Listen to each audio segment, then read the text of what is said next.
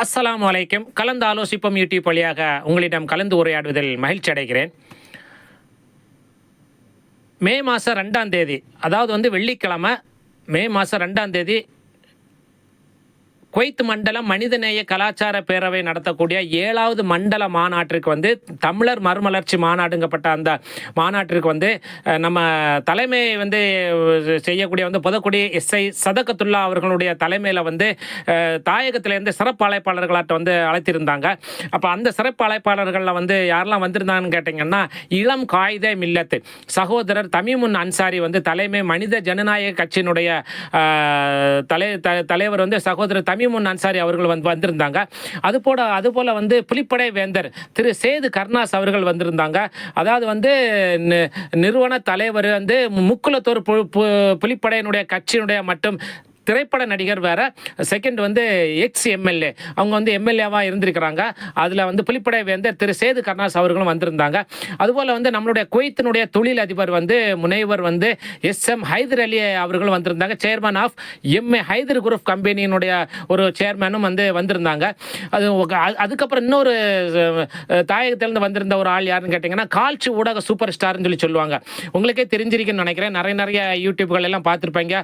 அடி பேச்சில் சரியான ஒரு முன்னுதாரணமாக இருக்கப்பட்ட நம்ம சகோதரர் MA முக்தார் அகமது வந்திருந்தாங்க. Managing director of chief editor My India 24/7 அந்த சேனலில் அவங்க ஒர்க் பண்ணிட்டு இருந்துட்டாங்க. காட்சி ஊடக சூப்பர் ஸ்டார்னு சொல்லி தான் அவங்கள போட்டிருந்தாங்க. சகோதரர் முக்தார் அகமது அவர்களும் வந்திருந்தாங்க. அப்போ இந்த ப்ரோக்ராம் குவைத்தில் இருக்கப்பட்ட தஸ்மா டீச்சர் சொசைட்டியில் மே 2ஆவது மாதம் நடந்து முடிஞ்சாச்சு. இந்த யூடியூப் நான் கொஞ்சம் லேட்டாக தான் நான் போடுறேன் இந்த தளத்தில். அதுன்ற ஒரு அடுத்த கட்டமாக நம்மளுடைய மிஸ்க் மஜ்லிஸ் இஹ்யாவுல் சுன்னாங்கப்பட்ட அந்த தமிழ் அமைப்புங்கப்பட்ட ஒரு அமைப்பு ஜும்மா பள்ளிவாசலில் தமிழ் மக்களுக்கு வேண்டிய ஒரு ஜும்மா பள்ளிவாசல் ஹவாலியில் வச்சு நடத்திட்டு இருக்குது. அதில் சிறப்பு அழைப்பாளர்கிட்ட அன்னைக்கு ஜும்மா முடிஞ்சு பேசுறதுக்கு ஒரு 15 நிமிஷம் பேசுறதுக்கு வேண்டி நம்ம சகோதரர் யாருன்னு கேட்டாச்சுன்னா, முக்குளத்தூர் புலிப்படை கட்சியினுடைய நிறுவனர், தலைவர், முன்னாள் சட்டமன்ற உறுப்பினர், திரைப்பட நடிகரும் கூட சமுதாய போராளி, மதிப்பிற்குரிய திரு சேது கர்னாஸ் அவர்கள் தான் வந்திருந்தாங்க. அப்போ குவைத்தினுடைய தமிழர் மறுமலர்ச்சி மாநாட்டுக்கு வந்திருந்த பக்கத்தில் அவங்கள நம்ம ஒரு சிறப்பு அழைப்பாளராக கூப்பிட்டுருந்தோம். அதனுடைய ஒரு தொடர்ச்சியாக தான் அவங்க வந்திருந்தாங்க. மிஸ்க் மஜ்லிஸ் இஹ்யாவுல் சுன்னா குவைத்தில் தமிழ் குத்துபா நடந்துட்டு இருக்கக்கூடிய வாரம் தமிழ் குத்துபா நம்ம பண்ணிட்டு இருக்க தமிழ் மக்களுக்கு வேண்டி தமிழ் மஸ்ஜித் இருக்குது. அப்போ அந்த மஸ்ஜிதில் ஏராளமான நம்ம சகோதரிகள் தொலை வருவாங்க. அந்த நேரத்தில் நம்ம கர்னாஸ் அவங்கள நம்ம கூப்பிட்டுருந்தோம். அப்போ அவங்களும் வந்திருந்தாங்க.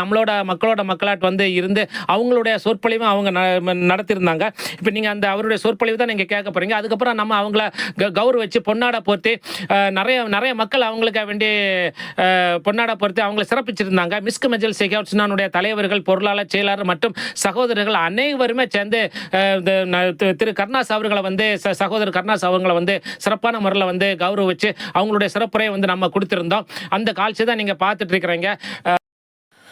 இதற்கு முன்பும் மனிதநேய கலாச்சார பேரவை தமிழர் மறுமலர்ச்சி மாநாடு நடக்கக்கூடிய இதுக்கு 2-3 வருஷத்துக்கு முன்னாலே நம்மளுடைய இளம் காயிதம் இல்லத்த சகோதரர் தமிமுன் அன்சாரி அவர்கள் எக்ஸ் எம்எல்ஏ, அந்த டைமில் எம்எல்ஏவாக இருந்தாங்க. அப்போ அவங்க நம்மளுடைய மிஸ்க் மஜ்லிஸ் இஹ்யாவுல் சுன்னானுடைய மஸ்ஜிதுக்கு வந்திருந்தாங்க. அதே போல் மதர்சானுடைய ஸ்கூல் மதர்சாவுக்கு வந்திருந்தாங்க. அப்போ அவங்களுக்கு ஒரு ஸ்பீச் கொடுத்துருந்தோம். நம்மளோட சிறப்பு அழைப்பாளர் நம்ம அழைச்சிருந்தோம். அவங்களும் வந்திருந்தாங்க. இதுபோல் ஒவ்வொரு சிறப்பு அழைப்பாளர்களும் தாயகத்திலிருந்து நம்மளுடைய மிஸ்க் மஜ்லிஸ் இஹ்யாவுல் சுன்னாங்கப்பட்ட அந்த பள்ளிவாசலுக்கு நம்மளுடைய மதர்சாவுக்கு சிறப்பாட்டு அவங்களுடைய சிறப்பான ஸ்பீச்சுகளையும் சிறப்பான முன் உதாரணங்களை அவங்க கொடுத்துட்டு போயிருக்கிறாங்க. இன்ஷா அல்லாஹ் ஒவ்வொரு நிகழ்ச்சிகளை நான் இந்த யூடியூப்பில் பதிவு போட்டுட்டு இருக்கிறேன். யாரெல்லாம் இந்த யூடியூப் சப்ஸ்கிரைப் பண்ணலையோ சப்ஸ்கிரைப் பண்ணுங்கள், லைக் பண்ணுங்கள், ஷேர் பண்ணுங்கள். தொடர்ச்சியாட்டு உங்களுக்கு நடக்கக்கூடிய நல்ல நிகழ்ச்சிகளை, நல்ல செய்திகளை நான் இந்த யூடியூப்பில் பதிவு பண்ணிட்டு இருக்கிறேன். அப்படிப்பட்ட ஒரு நாளில் ஏக இறைவனையை போற்றி புகழ்ந்தவனாக நபிகள் ஸல்லல்லாஹு அலைஹி வஸல்லம் ஸலவாத் சொன்னவர்களாக சிறந்த ஒரு நிறுவனர் முக்குளத்தூர் புலிப்படை கட்சி அவர்களை நிர்வாகத்தின் சார்பாக வருக என்று வரவேற்றுக் கொள்கிறோம். இன்று நடைபெற இருக்கின்ற மாபெரும் மனிதநேய கலாச்சார பேரவையுடைய 7வது மண்டல மாநாடு தமிழருடைய மறுமலர்ச்சி மாநாடாக நடைபெற இருக்கிற அந்த மாநாட்டில் சிறப்பு விருந்தினர் பல்வேறு சிறப்பு விருந்தினர்கள் வந்து இந்த மாநாட்டை சிறப்பிக்க இருக்கிறார்கள். இன்று இந்த ஜும்மா நாள் என்று இன்ஷா அல்லாஹ் 4:30 மணிக்கு பிரசித்தி பெற்ற தஸ்மா டீச்சர் சொசைட்டியில் மாநாடு மிக எழுச்சியோடு நடைபெற இருக்கிறது. அல்ஹம்துலில்லாஹ் சகோதரர் முக்தார் அகமது அவர்களும் அதே போல மரியாதைக்குரிய மனிதநேய கலாச்சார பேருடைய நம்முடைய அன்பு சகோதரர் தமிழ் நாசாரி அவர்களும் நம்ம அன்பு சகோதரர் திரு சேது கருணாஸ் அவர்களும் அந்த மாநாட்டை சிறப்பில் வந்திருக்கிறார்கள். நம்மோடு இன்று இந்த பள்ளியில் ஒரு சிறிய கலந்துரையாடல் சிறிய உரை நமக்காக ஏற்பாடு செய்யப்பட்டிருக்கு. அதுக்காக இந்த மனிதநேய கலாச்சார பேரவையுடைய நிர்வாகிகளுக்கும் மிஸ்கின் நிர்வாகத்தின் சார்பாக நன்றி தெரிவித்துக் கொள்கிறோம். இப்பொழுது சகோதரர் சேது கருணாஸ் அவர்கள் பேசிக்கொள்வார்கள்.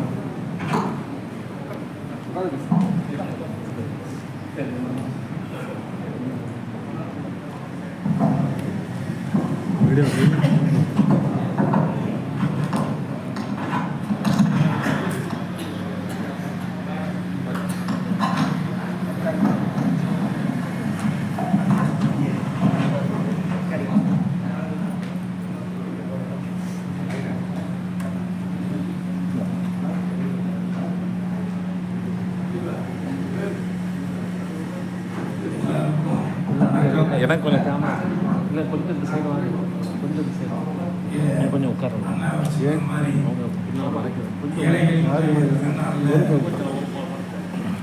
ஏழைகளின் ஒருவனாக உங்களை சந்திக்கக்கூடிய ஒரு அற்புதமான ஒரு வாய்ப்பை எனக்கு வழங்கிய எல்லாம் உள்ள இறைவனுக்கு இந்த தருணத்தில் என்னுடைய நன்றியை தெரிவித்துக் கொள்கிறேன்.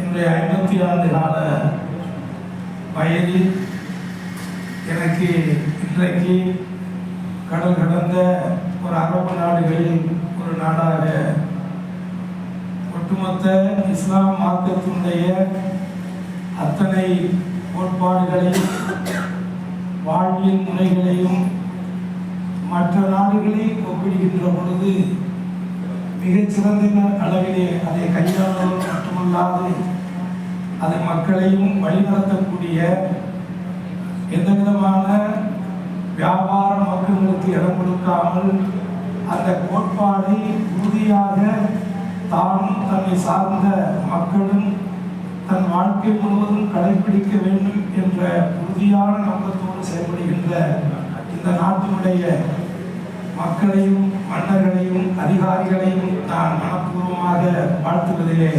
கடமைப்பட்டவனாக உணர்கிறேன். ஒட்டுமொத்தமாக இந்த உலகத்திலே இருக்கக்கூடிய மனித வர்க்கத்தில் இருக்கக்கூடிய மார்க்கங்கள் எல்லாம் மனிதனுடைய வாழ்வியலையும் மனிதன் எப்படி வாழ வேண்டும் என்ற உயர்நிலைகளையும் இறுதியாக எல்லாம் போதிக்கக்கூடிய ஒன்று அன்பை மட்டும்தான் என்பதை நாம் அனைவரும் அறிவோம்.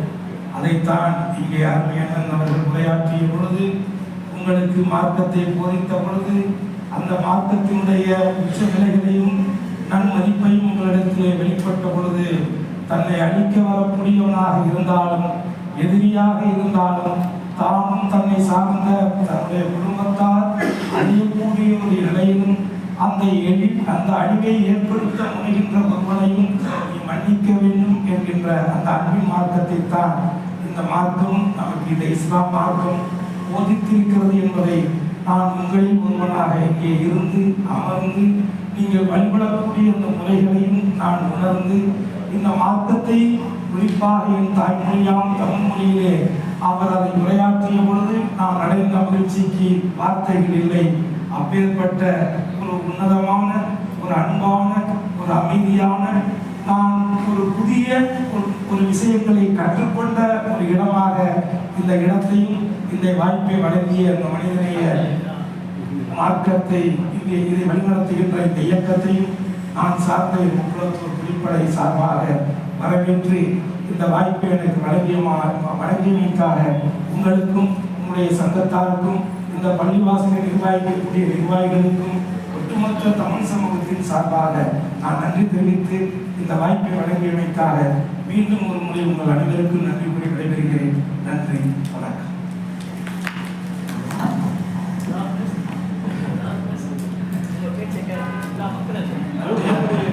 எல்லாம் பசியில் இருப்பாங்க.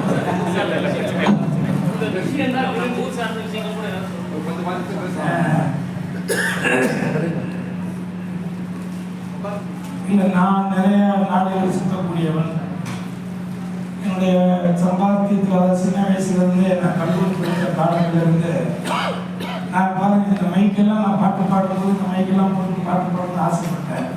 அப்போல்லாம் எனக்கு இந்த வாய்ப்பு கிடைக்கல. இங்கே பள்ளிவாசலில் வந்து இந்த மைக்கு மாற்றம் இருந்தது. நான் ஒரு 1000 லட்சம் போயிருப்பேன். என் கல்லூரி காலத்திலிருந்து தமிழ் இசையில் குறிப்பாக கானா இசையை அறிமுகப்படுத்திய அந்த அடையாளம், தமிழ் பாப் இசையை தமிழ்நாட்டில் அறிமுகப்படுத்தின அந்த அடையாளமும் எனக்கு தான் உண்டு.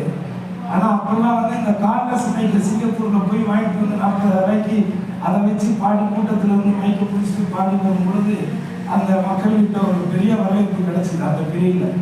ஆனால் இப்போ சமீப காலங்களில் அவங்களுக்கு இந்த மாதிரியான மைக்கு போட்டு தான் இந்த விஜய் கட்சிகளை எல்லாருமே பாட்டு பாடுறாங்க. ஆனால் பாடங்கிற பொழுது எனக்கு இது கிடைக்கல. ஸோ அட்லீஸ்ட் உங்ககிட்ட பேசுறதுக்கு இந்த மைக்கை பயன்படுத்திட்டு சந்தோஷம். நிறைய நாடுகள் நான் சுற்றியிருக்கேன். பட் 2-3 முறை இந்த நாட்டுக்கு வர்றதுக்கான எனக்கு வாய்ப்புகள் கிடைச்சிது. இதே இன்றைய அன்சாரி தம்பி அன்சாரி அழைச்ச மாதிரி கடந்த முறையும் அழைச்சாங்க. ஆனால் என்னால் வர முடியல.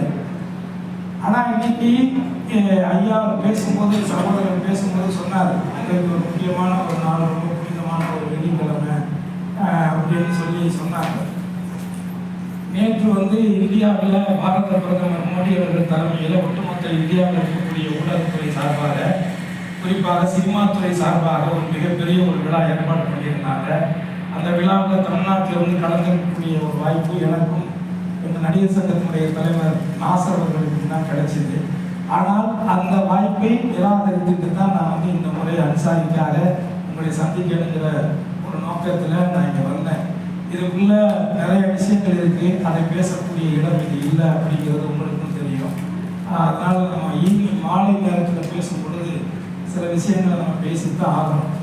ஏன்னா இங்கே நம்ம வாய்ப்புகளுக்காக, நம்முடைய குடும்பத்திற்காக, நம்முடைய வருமானத்திற்காக, அடுத்த தலைமுறைகளுடைய வாழ்க்கைக்காக நம்ம போராடி கொண்டிருக்கக்கூடிய ஒரு நிலை தான்.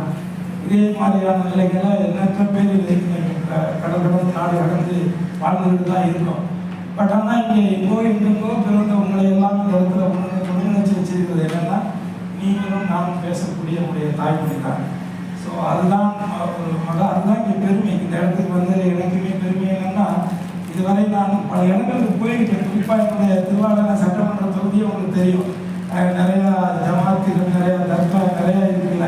எல்லா ஜமாத்துக்காரங்களும் போய் எல்லாத்தையும் பேசி பண்ணி தான் ஓட்டெல்லாம் வாங்கினா ஜெயித்தோம். ஆனால் வந்து செய்ய முடியாமல் போயிடுச்சு. அது என்னுடைய துரதிர்ஷ்டம் தான் நான் நினச்சிக்கிறேன். பட் இருந்தாலும் இந்த மக்கள்கிட்ட எனக்கு ஒரு பெரிய ஒரு இணக்கமும் ஒரு உரிமையும் இருக்குது.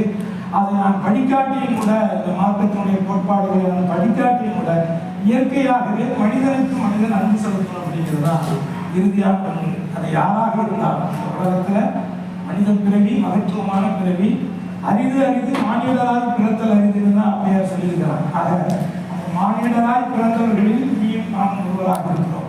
இதில் மிகப்பெரிய ஒரே ஒரு விஷயத்தை மட்டும் இந்த இடத்துல சொல்லணும்னு நினைக்கிறேன். ஒட்டுமொத்த சுதந்திர இந்தியாவுக்கு பிறகு ஜனநாயக நாட்டினுடைய பாராளுமன்ற உறுப்பினராக தேர்ந்தெடுக்கப்பட்ட ஆயத்த இல்லத்தவர்கள் தான் முதல் முறையாக பாராளுமன்றத்திலே தாய்மொழிதான் தாய்மொழியாம் தமிழ் மொழியை அலுவல் மொழியாக இந்தியா முழுவதும் ஆக்க வேண்டும் என்று குரல் கொடுத்தவர். அதை கடந்து இந்தியாவுடைய தொன்மையான மொழி தமிழ் மொழிங்கிறதையும் இந்த தேசம் அறிவிக்கணும், இந்த பாராளுமன்றம் அறிவிக்கின்ற முதல் தீர்மானத்தை பாராளுமன்றத்திலே பரிந்துரை செய்தவர் ஆயத்த இல்லத்தவர்கள். அவர்கள் மதங்களுக்கெல்லாம் அப்பாற்பட்டு தன் தாய்மொழியான தமிழ் மொழியை நேசித்தவர். அந்த நேசிப்பு கடல் கடந்தும் இன்றைக்கு இந்த இடத்துல இருக்குங்கிறது தான் நம்ம மொழிக்கான ஒரு பெருமை, நமக்கான ஒரு பெருமை. எல்லாரும் சொல்ற மாதிரிதான்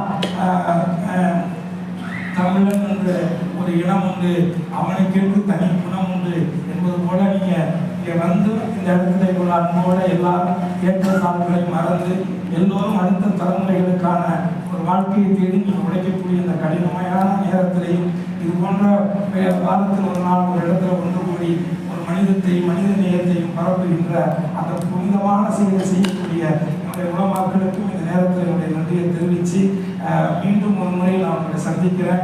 இதை நான் நகைச்சுவையாகவோ இல்லை வேறு மாதிரியான விஷயங்களை பேசுவதற்கான ஒரு இடம் இல்லை என்பதை உள்மனசு எனக்கு உறுத்துவதால் மாலை உங்களோடு நான் விரிவாக விவாதிக்கவும் பேசவும் கடமைப்பட்டிருக்கிறேன். வாய்ப்புக்கு நன்றி.